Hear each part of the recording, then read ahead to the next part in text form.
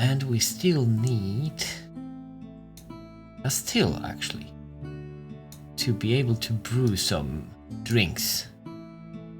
And we'll use the closest material, if I'm correct. The bridge is already constructed. That's good. That's good. We have struck some more things. And just to not... to allow our miners to... Oh, not here. We don't want that. We don't want our miners to be bored. So we will allow them to work on different things. And also we will dig a staircase and we will go down, at least like under the river, 2 levels under the river, and here we will dig a room around it like that. The staircase should be around here. Okay, now it should be good. That will be the place where our miners will... It's not miners. Our dwarves will live. And I've made it too big, didn't I? Yes, I did. Okay, so with all that in place, we are already increasing our stocks, I think, but we will create a tiny new zone. Really tiny one. And that zone will be an office. We'll accept it. And also, we have to start taking care of things like bookkeeping, being a broker, a manager. So we will give the position of the manager to our expedition leader, Ethan. He will also be our broker for now and bookkeeper. So he will take all those positions just for now. And he will keep quite a good stock of our stocks. And we will assign this office to Ethan. Then when we will look at the screen, we know that his demand for rooms is fulfilled. If I recall correctly, we did give him... No, actually we didn't. That's great. I thought we gave him the pickaxe, and so that he'll be enabled to do stuff for us, but not just yet. Okay, we'll create some stages, at least 4 for now, just so that we can increase the value of our rooms. Just because I feel like it. I feel like they are trying to prepare the necessary stuff for inn or tavern to start being functional. There is woven ale here, and our dwarves have a lot to do, I think. We've got some muscle shoals lying around, and I will start to think what else should we be doing. And I see that already some of our dwarves started taking bedrooms and claiming them for themselves. We will try to build some more doors. They should be ready, at least. Okay, 4 more. So we need more doors to be made. Door at door, door, and that door. Oh, somebody's sleeping here. We also don't have any goblets. That could be a problem for our dwarves, but where can we create goblets? I think that could be the crafts workshop where we create them, and we will check that pretty soon. Oh, and now we can see that our stocks are much more exact, much more detailed. That thanks to the Ethan, who is sitting by this table and making initial calculations, thinking about everything that has to be done for this tavern to be in a great shape. And I think there's one more thing that we can do so that this tavern will do better. We'll start smoothing that place. That is something that will increase the value of that tavern in the eyes of the visitors. We also will need to put some doors so that our visitors don't come banging on the doors in the kitchen. Okie dokie, so our dwarves have quite a lot to do too, and they should be taking care of this smoothing. We still got some beds to place. Maybe could take care of that. Beds, doors, okay. But I've been thinking we should also take a closer look at our dwarves again, because we've been looking at Itten and we know that he's competent record keeper, a record organizer, dabbling fish cleaner, dabbling planter herbalist, and stone carver. So actually he will be quite good bookkeeper for us now, and he has to do it a lot. But we don't know the rest of our dwarves as much. I've seen that our expedition leader already got in relationship with Zatan. So maybe let's take a look at her for a moment. She's holding plump helmets. Okay, she's a proficient fisher dwarf. That's her main profession in our fortress. She's a dabbling fish cleaner, dabbling planter, and dabbling stone carver.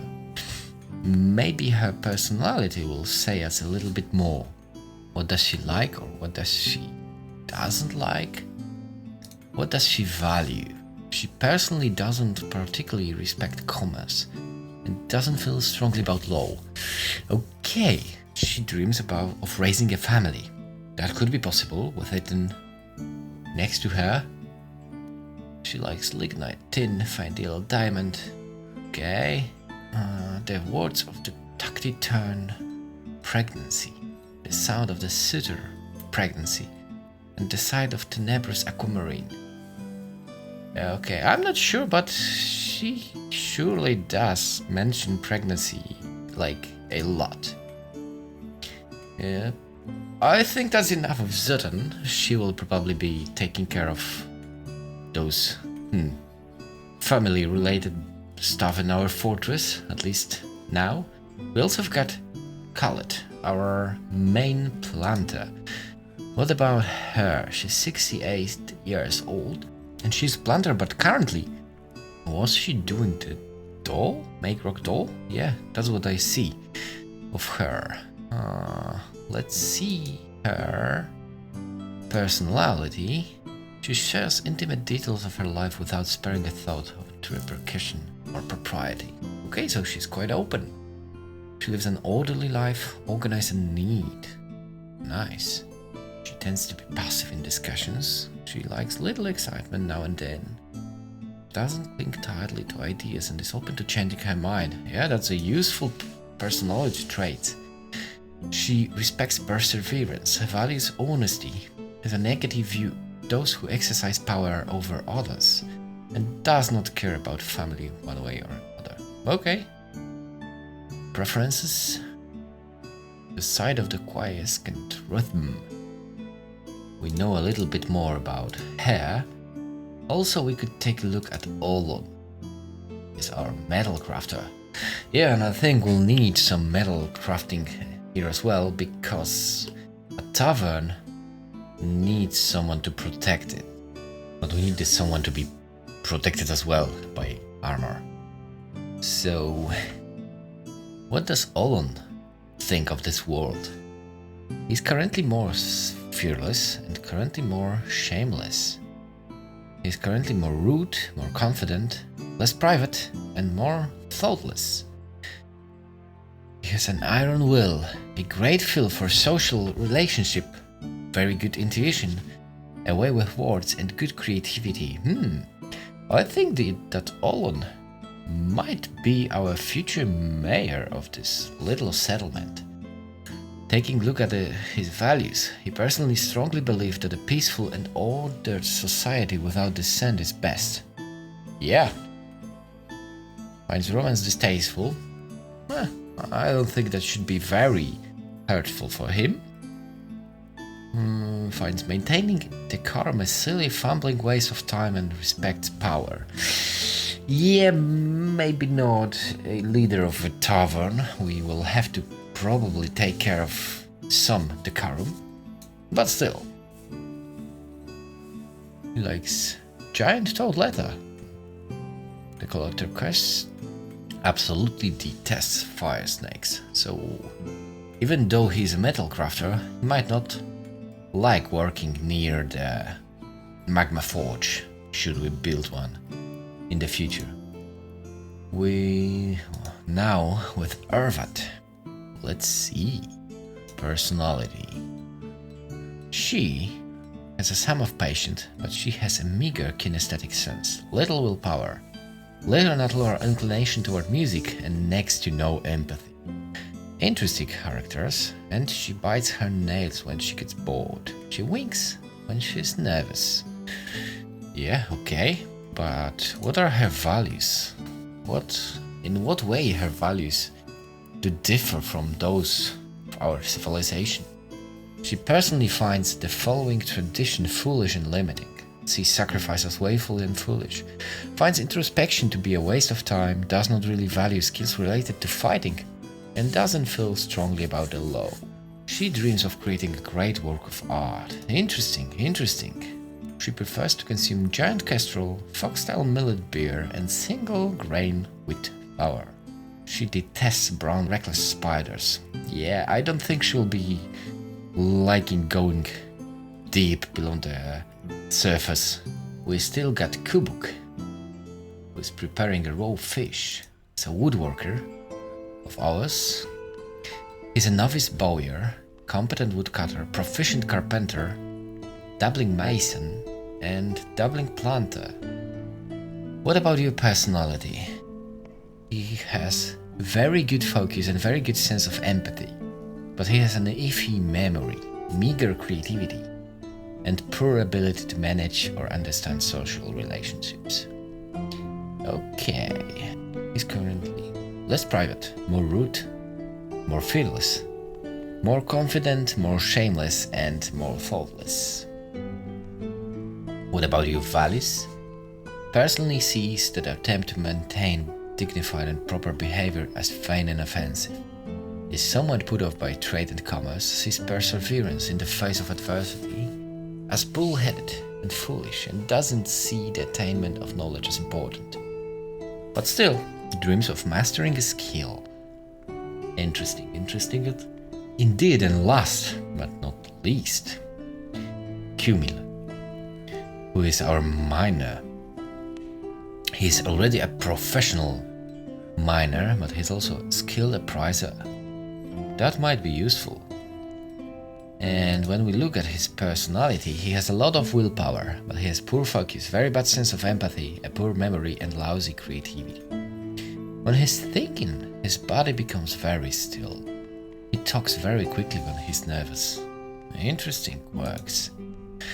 He personally disdains loyalty, prefers a noisy, bustling life to boring days without activity, considers craftsmanship to be relatively worthless, doesn't feel strongly about the law, and doesn't care about the nature one way or another. He dreams of creating a great work of art. That might happen in our fortress, but let's get back to running this fortress, actually. And I think we will also need to dig a tunnel here. We want to be able to reach our stocks relatively quickly from our fields, and also when we will go to building, I would like to construct a wall here. This way it will be safer for us if nothing from the outside can get straight to our fields. Also, it will look better for the visitors, if they'll not be greeted by sudden, like, entrance on the one side. Got some food, some drinks, but we should probably brew drinks from plant, but we can't do it because we need an empty storage item. The doors are already made, so maybe we will build them. I need to get used to the new key bindings. I'm not yet used to them. Oh, but I'll be pretty soon. And okay. All the rooms should have doors now. But we don't need as many rooms now because some of our dwarves are already in relationships. Oh, and we've got 2 very happy dwarves. Okay, Ethan has become an expedition leader. Nothing changing here. And we've struck Morian. What is Morian? Morian cluster. Oh, okay, I've changed levels. The smoothing comes pretty fast. Could we also build like some tables here? I would like maybe some sort of a bartender's place. But actually no, let's cancel this construction and move it a bit, because I think we could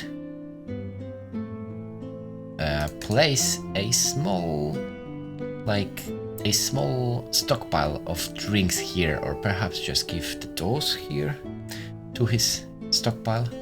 Maybe it'll be a better idea. So actually, yeah, let's build those tables like here.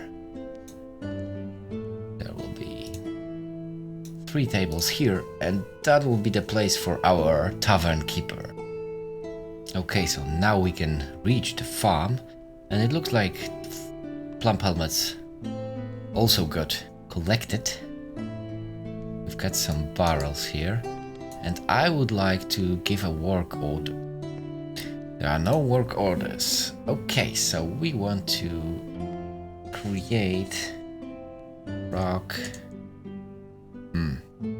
pot.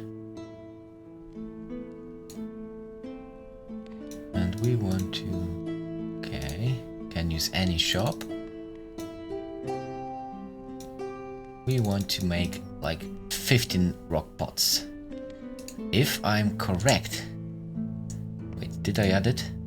Yeah, it'll probably need to be validated by our expedition leader, who will like write an order, and then our dwarves will start creating some rock pots, and we will be able to create an order to make some drinks for our dwarves, because drinks are beginning to shrink pretty quickly, actually.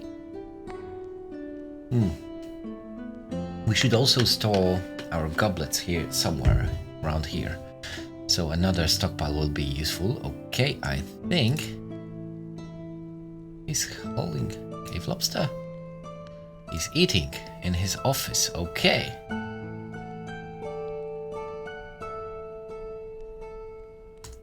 So is our order already being done? Yes, we are creating rock pots. We've got large borax pot, so now let's check empty food storage item. I think I might have been wrong about the food storage item. It seems like it should be a large pot that we need, but I'm not sure. I don't know why. Yeah, there we have it. Let's brew some drinks for us. Because our stock was getting smaller and smaller. Our dwarves are pretty busy for now. There are some flies flying outside. And we have struck Moran. We already saw that. And our carpenters, who is creating those large pots, oh, we will be creating something from plump helmets. Great! We need more drinks, and we've already have 32. That's pretty useful. And I can see that our field is slowly filling up with plump helmets, or more likely plump helmet spawns. Wait, what? What do we have here? Some migrants have arrived already.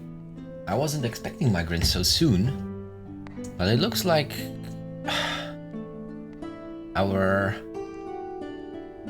Okay, is there anyone else coming? No, doesn't seem so. It looks like the knowledge about the new tavern being prepared has already spread across our civilization, and we've got some souls that want to take care, or more like be a part of it. So we've got Bomrek, who is a weaponsmith. Okay. He has 2 lovers and is only 19 years old. Interesting. He's an adequate weaponsmith. Looking at his personality, when he's nervous he often interrupts others during conversations. And for his values, he has great respect for fairness. Kel and Azim, those are his parents. I wanted to find his lovers. Oh, he's got a huge family actually. And he's a cousin, Santir, who also came, I think, during this migrant wave. So let's take a look. There's a Zantir. Drovot is his current lover, I think. But I don't think that we've seen Drovot here. So most likely he has been separated from his lover. Another Itin.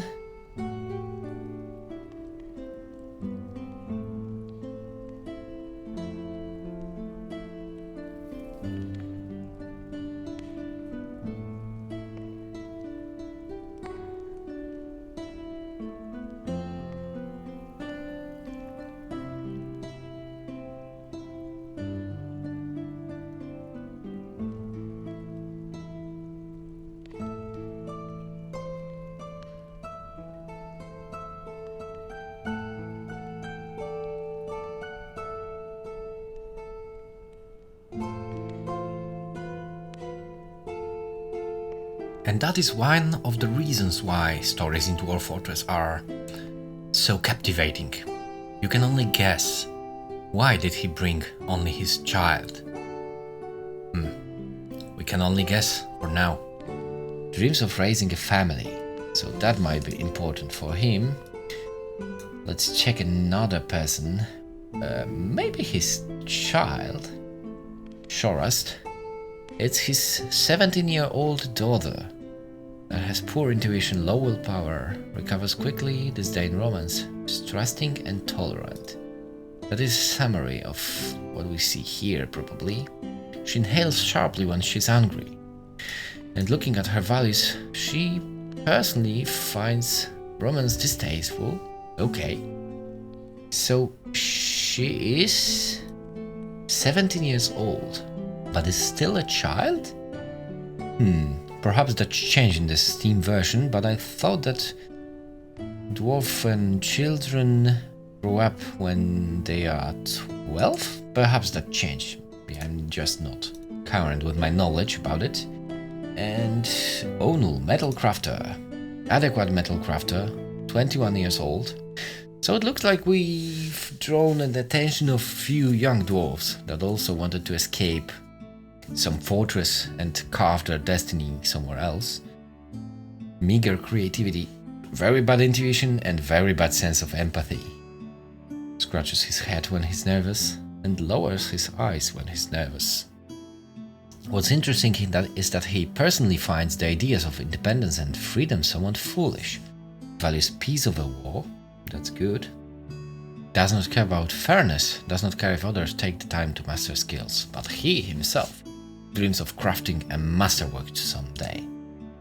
Good, good, and the last person that we will be checking is Xantir, who is 24 years old, has 2 spouses.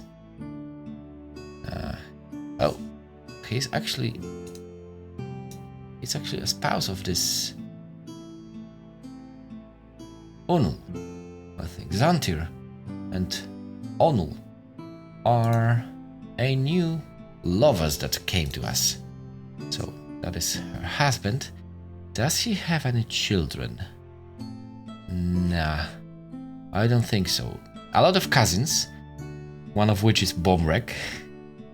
So it looks like there is one quite large family. But our Xantir came with... Oh, okay. Yeah. I didn't want to go to Anul. Actually, I wanted just to check he's 21 years old. But his spouse, his wife, actually, Xantir is 24 years old. So she's a bit older from him. And she has a duck named Tekut. That's interesting. She's also a competent swords dwarf. So maybe she was a part of military in the fortress somewhere. And she says that maybe she gives up too early sometimes. Perhaps she will not give up too early in our fortress. She has a very good sense of the position of her own body and some of patience. Useful traits if you are to be a soldier, I'd say. She personally sees competition as wasteful and silly, dreams of crafting a masterwork too someday. Okay, so we had a chance to meet our new inhabitants. But what will happen to the dwarves inhabiting this young tavern? We shall see in the next episode. And until then,